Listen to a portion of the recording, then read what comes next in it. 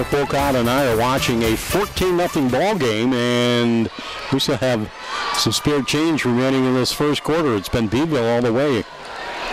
I could be wrong, Bob, but I think Corning's only had 3 offensive snaps here. I think they've been 3 and out with a punt, and that's all we've seen of their offense so far. They need to put together a drive here. It's not too late. Get things on track for them. Well, Ben Dwyer has been the man. 2 scores, 1 of 1 and 1 of 9, or rather of 8. And here's the booming kick. And Corning ready to return it from about the 6-yard line. That's Kean Collins. Collins with some foot speed and brings it up the far sideline to near the 30-yard line. So respectable distance for the Corning Hawks to begin this drive. Time remaining, just a little under 2 minutes.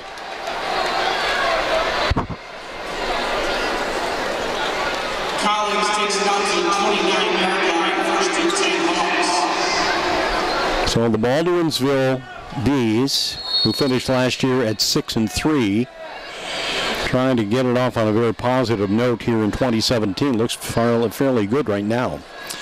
Blake Van Wart, the sophomore rookie quarterback for the Corning Hawks, at the helm, having a little discussion there, actually difficulty. Now he'll check the wristband, make sure he's got the right play, and we're ready to continue.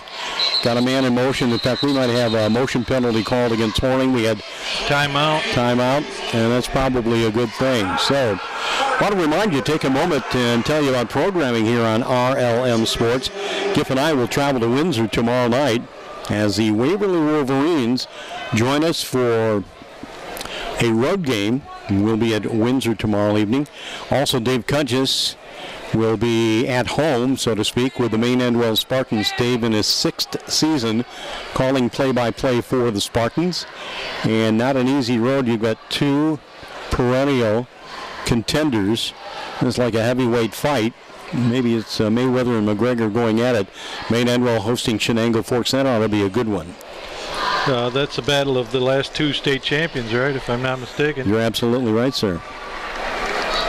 Be a good game to spectate if we weren't busy. All right, here we go. Hawks once more. They call a timeout. Now to resume.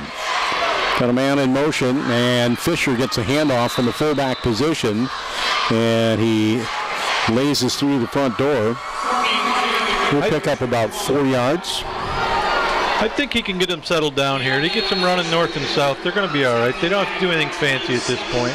Just need to pick up some yards, get some first downs. There's a lot of communication going on between the quarterback and his receivers, though. It's going to cost them some time here. Owen Gudenrath set to the near side. In the slot, Joey Ott to the near side. Ott straight up the field. Van Wart looks to the far sideline, and a perfectly thrown pass that just did get past Jason Rodriguez, so it's incomplete on the far sideline. You know, Giff, we were watching the 2 teams come out before a game, warming up, and fair to say, Beeville has some numbers. Yeah, they do. They've got a lot of bodies, and they fill out some big pairs of pants too. They're not a small team in numbers or physical size. All right, here we go, fans. 1:14 to play in the first quarter. 14-0 lead, Baldwinsville. Fisher lines up on the hip, right side of Van Wart. He drops back. He looks. He's got a long pass downfield. That'll be overthrown. The intended receiver was Joey Ott, and he had double man coverage on or near the 35-30-yard line of Beeville. So it's incomplete. He did have a little bit better shot on this outside guy here, one of the underneath guys. Going for a little bit too much too early, that's all. It was a nice pass and overthrown. That's the best place. If you're going to miss, might as well miss long. So on 4th down, Corning once again will have to punt the football away. And there are 2 men deep for Beeville, stationed right around their own 30-yard line. So the snap, Van Wart jumps into it, and it's a booming kick that will bounce high. Corning has quick coverage down there. Joey Ott will field it right around the 37-yard, 38-yard line. And so less than a minute to play. Well, a positive is now they've had 2 punts with no returns on either one. That's a plus in my book.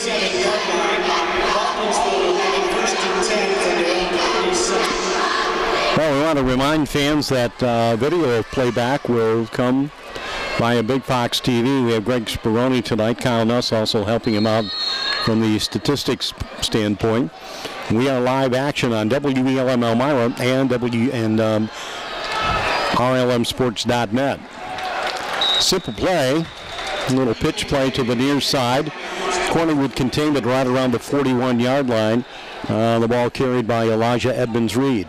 It looked like they got a couple of linemen out in front of that play as well as a lead back. They had a nice escort there, and it was good for a 6-yard pickup. Quick action now. Now Dwyer likes, he's got a favorite, Austin Lehman, that perhaps he likes to send as a decoy, but this is a pitch play in the backfield. And the swarming defense. That one will go nowhere. He tried to test the line. He bumped off several times right side, but contained it by the Hawks D, led by Mike DiNardo. You know, I got to tip my hat to that. I mean, Corning's defense is playing pretty well laterally. If there's a fault that I see, it's up the middle, of course. But when they try to run the ball around the end, Corning's tough. They pursue well. Well, that's going to do it. End of first quarter. It is 14-0 Baldwinsville. I'm Bob Michaels with Giff Wolcott, and we'll return right after this break.